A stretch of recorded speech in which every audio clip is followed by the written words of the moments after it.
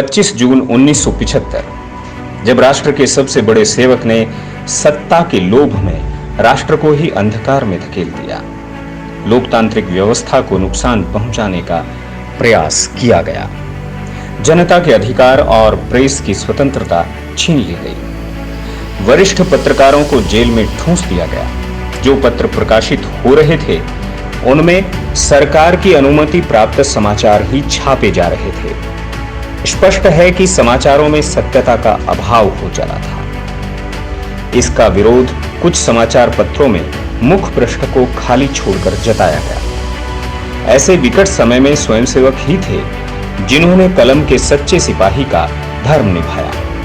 उसी दिन के जनसत्ता इंडियन एक्सप्रेस ने अपना जो संपादकीय कॉलम है वो खाली छोड़ा। कई अखबारों ने अपने संपादकीय कॉलम की जगह काली शाही रख दी, वो काला करके उसको छोड़ दिया, तो सभी के हाथ बंध गए। अधिनायकवादी सरकार ने राष्ट्रीय स्वयंसेवक संघ यानी आरएसएस पर भी प्रतिबंध लगा दिया। इसके बाद भी आरएसएस के कार्यकर्ता अपने पथ से डिगे नहीं और समाज के सामने सत्य लाने का निरंतर प्रयास करते रहे। गांव से लेकर शहर तक के सभी धार्मिक त्योहार, भजन कार्यक्रम, चिकित्सा, शिक्षा कक्षाएं, युवा क्लब आदि सब जन जागरण का माध्यम बन गए। एक बार आगरा के अंदर एक विदेशी प्रतिनिधि मंडल आया, उनके लिए बहुत अच्छी व्यवस्था करनी थी, तो कार्यकर्ता गए, कैसे जाएं? तो जब अधिवेशन चालू हुआ उस समय तो संभव नहीं था, तो भारत सरकार की सेवा ऐसा एक लिफाफा आने वाले सभी विदेशी प्रतिनिधियों को उनकी कुर्सी पर रखा गया। तो ये भी व्यवस्था बहुत पहले से कम होटल कर्मचारियों से मिलकर ये व्यवस्था की गई। जन जन के साथ जीवंत संवाद बनाए रखने के लिए भूमिगत रूप से साहित्य वितरित किया जाने लगा। संघ के कार्यकर्ताओं के घरों में गुप्त रूप से छपाई मशीनें लगाई गईं और साहित्य की प्रतियां तैयार कर जनता में वितरित की जाने लगी। देश भर में सैकड़ों नामों से पाक्षिक पत्र निकलने लगे। जैसे राजस्थान के जयपुर से पिंक सिटी नामक पत्र गुप्त रूप से छापा जाता था, जिसकी वितरण संख्या 78,000 तक पहुंच गई। जिला स्तर के समाचार पत्रों का संप्रेषण प्रांतीय स्तर पर होता और उन्हें केंद्र भेज दिया जाता। केंद्र से ही अखिल भारतीय केंद्रीय विज्ञप्ति सभी प्रांतों को भेजी जाती। संघ के स्वयंसेवकों का व्यवस्थित तंत्र सुचारू रूप से इस काम को कर रहा था। यहां तक कि विदेशी संवाददाता भी भूमिगत पत्र से समाचार संकलन करते।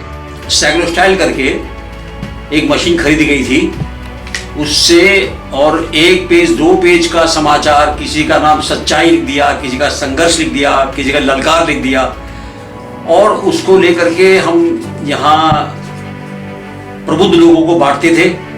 और लोगों की बड़ी दिलचस्पी रहती थी कि अखबार इसमें क्या आया है, क्योंकि बाकी अखबार तो कुछ छाप नहीं पाते थे। तो हाथ से लिखना, उससे निकालना, रातों रात उससे पेपर निकालना और उन पेपरों को प्रमुख स्थानों तक पहुंचाना, मैसेज देने के लिए पुलिस स्टेशन के सामने भी चिपका कराना। साहित्य के माध्यम से जन आंदोलन को गति देने में केंद्रीय संदेश पत्र सत्य समाचार की बड़ी भूमिका है।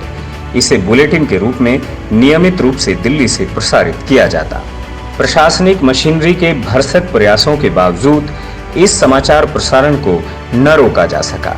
सत्य समाचार के माध्यम से इंदिरा गांधी के तानाशाही शासन का काला चिट्ठा लोगों तक पहुंचाया गया।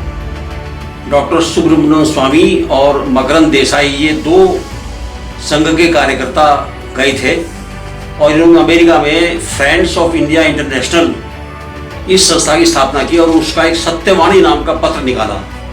सत्यवाणी न्यूज़ करके वो उसमें लेख भी देते थे और सत्यवाणी अखबार भी जो है वो दिल्ली एयरपोर्ट पर कभी हांगकांग से, कभी कनाडा से, कभी अमेरिका से, कभी लंदन से अलग अलग फ्लाइट से आता था और यहाँ करके अपने जो बड़े नेता थे उनके पास जेलों में जाता था।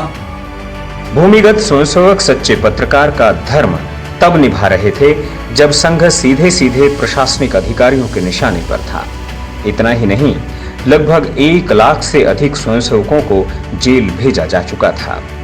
हम पहले भी बता चुके हैं कि संघ कार्यकर्ता त्याग, समर्पण, साहस और संकल्प की प्रतिमूर्ति होते हैं, जो संघ की शाखा रूपी भट्टी में तैयार किए जाते हैं। ऐसे वीर युवाओं को झुका पाना, उनका संकल्प तोड़ पाना संभव नहीं है। संघ की इसी शक्ति ने इंदिरा गांधी को कमजोर साबित कर दिया। आज हमारा ध्यान बार बार लोकनायक जयप्रकाश नारायण की ओर जा रहा है।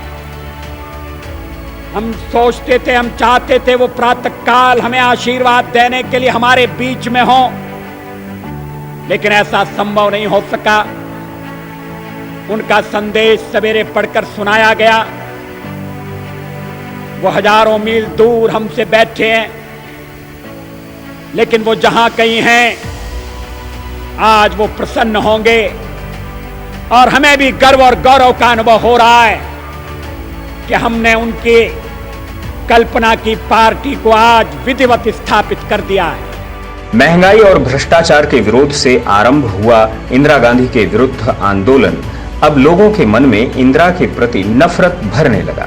जेपी आंदोलन के अतिरिक्त इसकी एक झलक तब भी देखने को मिली जब आपातकाल के बाद जेल से निकलने के बाद अटल बिहारी वाजपेयी दिल्ली के रामलीला मैदान में बने मंच पर पहुंचे और स्वरचित 3 पंक्तियों के माध्यम से अपनी बात जनता के सामने रखी। इन 3 पंक्तियों में बेड़ियों में जकड़ी तत्कालीन भारत मां की पूरी पीड़ा थी।